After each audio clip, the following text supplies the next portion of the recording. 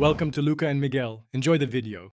You begin by closing active apps and saving work so files aren't locked. Open Settings System Storage or Run Disk Cleanup Cleanger. EXE. Select your drive and let Windows scan. This identifies temporary files, system cache, and thumbnails that you can safely remove. Why do this now? It removes clutter without touching personal files, and it speeds later analysis. Once done, pick the largest safe categories, temporary files, Windows Update Cleanup, and click Clean. Make sure to note progress in the status bar. Now you tackle the heavier work. Uninstall unused applications and analyze folder sizes. Go to Settings Apps and sort by size to remove the biggest offenders. This frees gigabytes quickly. Use Storage Sense to automate temporary file removal and set age thresholds for downloads.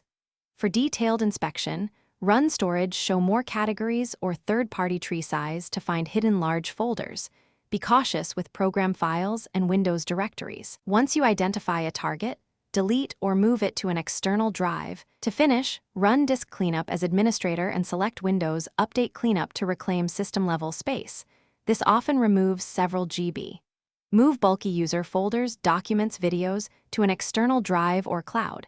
Change location and properties to keep paths intact. Make sure to empty recycle bin after each step. If space doesn't increase, check for excessive restore points using system protection or run a malware scan. Stubborn space use often stems from restore snapshots or hidden virus-created files. If needed, ask for help with exact error messages. Thanks for watching and please subscribe. It's the best investment you'll ever make.